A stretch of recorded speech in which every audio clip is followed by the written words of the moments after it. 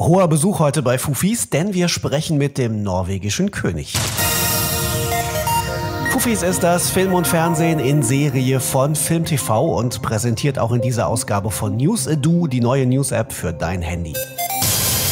Der einzig wahre König Norwegens heißt Olav, sagt Olav. Okay, der ist eigentlich schon seit 1000 Jahren tot, aber durch eine Zeitreise ist er dann doch wieder im Hier und Jetzt gelandet und mischt Norwegen ordentlich auf.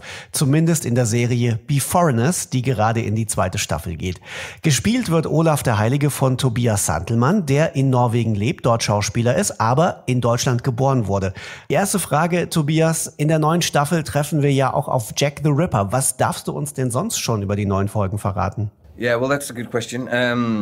It's of course we meet our dream team of detectives again, and as you said, there's a Jack the Ripper is all of a sudden in the mix, which makes it fun and sort of it tells us that okay, here everything can happen. I think that this season the plot way is the crime plot is much better. I really enjoy it. I think it's good and interesting and takes a lot of twists and turns. And around that we also of course have this environment of all the different people from different periods of time. All together in a strange, weird fusion mix of the world today. So it's yeah. My character is I am King Olav. In Norway, he's quite famous or known to be the guy who made Norway Christian. In a quite brutal way, I must say, but he's sort of a big one of our most famous and beloved kings. He died in a big battle up in Trondheim, but in our version now, he'd never died because he got to know that okay, you're supposed to die in this battle, so you should send someone else in there, and he did. So that's why he could travel to this time, and then try to make Norway today. Christian again. Not that easy, it turns out. And he gets mixed up in many other things that he never thought would be a problem. Just, for example, to be able to have the name that he usually have, because Olav Haraldsson, which is his name, he's not allowed to have that name because there was a king back in the day that had that name, and he goes, yeah, that king was me. That's why Yes, I want that name, and the bureaucracy in Norway goes, you're not allowed to. So there's many small, funny challenges that he has, and he makes them the biggest problem in the world for him. But yeah. Also das bekannte Ermittlerteam ist natürlich auch in Staffel 2 zurück. Jack the Ripper taucht per Zeitreise offensichtlich auch auf und Tobias findet, dass der Mordplot dieses Mal sehr viel spannender ist als in Staffel 1. Tobias spielt ja König Olav, der Norwegen sehr brutal christianisiert hat vor vielen Jahren.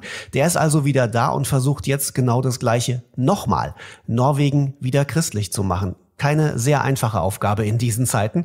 Und noch dazu wollen die Behörden seinen Namen nicht anerkennen, weil es ja einen norwegischen König gab, der genauso hieß, Olav Haraldsson. Und niemand glaubt ihm eben, dass er genau dieser König ist. Das muss er also erstmal beweisen. Tobias, für mich ist Olav in der Serie so ein bisschen wie Loki bei den Avengers. Eigentlich ist er auf dem Papier nicht so richtig sympathisch. Trotzdem mag man ihn sofort und freut sich, wenn er auf dem Bildschirm auftaucht. Wie viel Anteil daran hat das Drehbuch und wie viel davon kommt von dir? Wow, good question. I think that must be in the script because I've never thought that I would make a character. I never read the script going, oh, I don't like this guy and I have to make him likable. I don't know why he's likable. If he is, then that might be good, but I don't know why, because he says and does some really not good things. So I don't know. I think he does it in a very charming way. Oh, does he? Yeah, okay. I would say. He's not that terrible. He's just a person who wants to be recognized for what he is, the King of Norway. Yeah. And he's doing everything that's necessary to come to that point.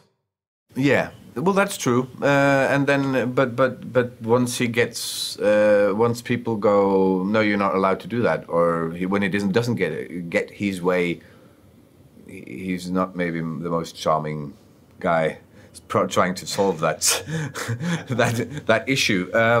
But yeah, you know, he might be. I mean, I think almost all the characters in this show are charming in their own way. What maybe a thing that makes it charming or likable is that he's placed in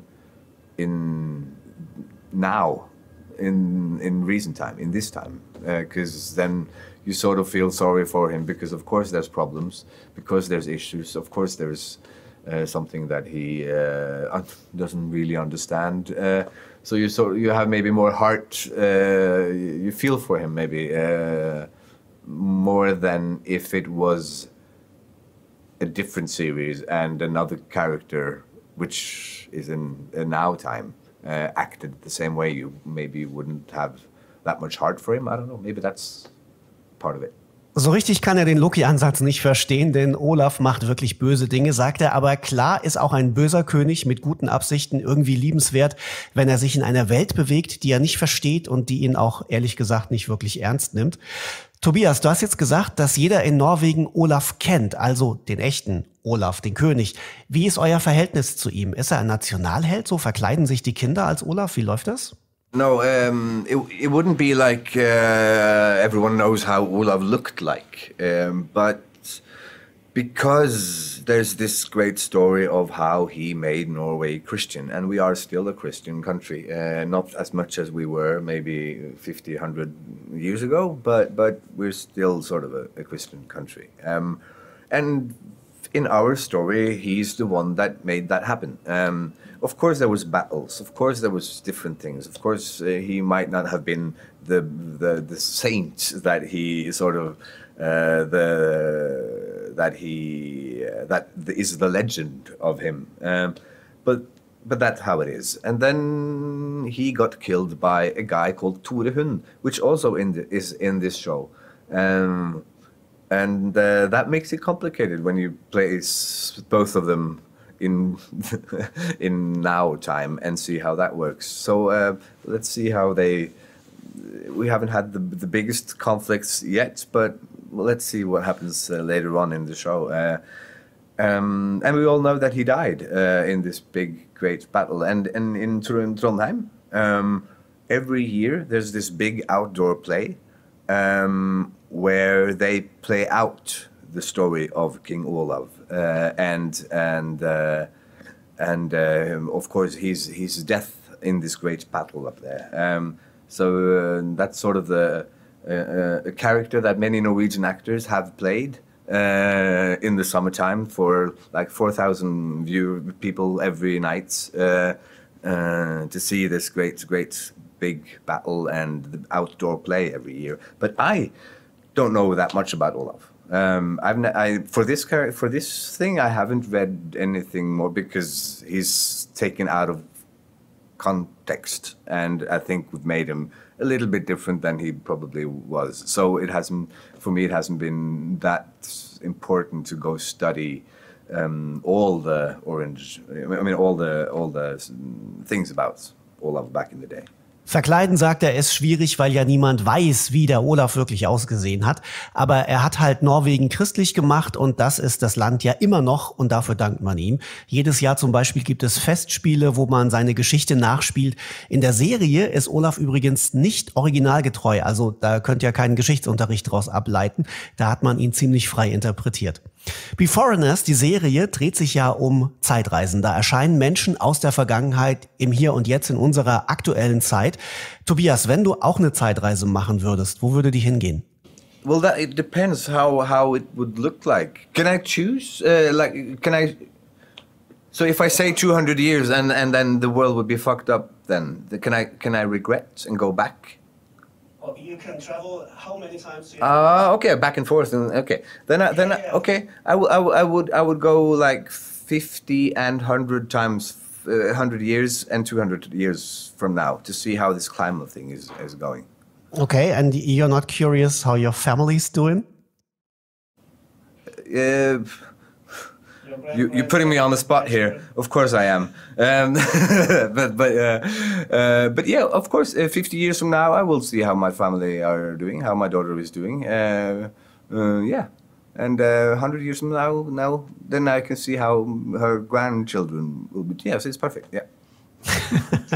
Er sagt, er würde gerne weit in die Zukunft reisen und würde einmal nachschauen, wie sich diese Klimasache so entwickelt hat, ob die Menschheit das noch in den Griff gekriegt hat. Und natürlich auf Nachfrage würde er auch ein bisschen nachgucken, wie sich seine Familie so entwickelt hat. Tobias, du sprichst Norwegisch, Deutsch und Englisch. Macht es für dich einen Unterschied, in welcher Sprache du deine Rollen spielst? Yeah, in this show I speak a lot of a different language, which is called norrønt, which is not a language that we speak here. So every time Vikings in this show speak to each other, they do it in a different. You might not hear the difference with your German ears, but it's a language that we had to learn, and no one. Pretty much like Klingon. Klingon, what's that? In Star Trek. Klingon, you ever seen Star Trek? No. No. I'm sorry. Yeah, I know. What country is that? I know. I haven't even watched Star Wars. None of the Star Wars movie I've watched. Why? You're just watching and playing old gods, right? That's the only thing I'm doing. Yeah, no, I don't know. It never.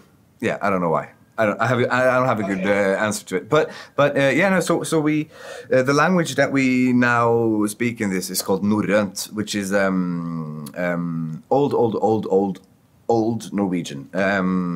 There's maybe like 27 people in Norway who knows this language because they study it, and then that's it, ish. So we do a lot of work just to make those 27 people happy, and then the rest of the world would never know all the work that we've done. But seriously, it's the most difficult thing, and that's would probably be all the actors that you talk to, which that does speak this language, would say what's the most difficult thing about this project. Would say it's the language thing on those scenes. It's a scene that I would probably usually spend, I don't know, 20 minutes in makeup learning. I have to now use at least like 10 days of really, really, really hard work to know the same scene. So it's the time it takes to learn a scene would be times, I don't know, 1,000 or something. Yeah. Am allerschwierigsten, sagt er, ist es in der uralten norwegischen Sprache, die in der Serie zu hören ist. Die sprechen vielleicht noch so 27 Leute in Norwegen, aber die hören natürlich ganz genau hin in der Serie. Und das ist richtig hart zu lernen, weil es einfach nichts ist, was man so aktiv irgendwie jemals gesprochen hätte. Schaut euch doch diese Sprache und Tobias als König Olav in Staffel 2 von Beforeigners an. Zu sehen jetzt in der ARD-Mediathek und wirklich, wirklich sehenswert. Und sehr anders als vieles, was ihr bisher schon kennt als Serie.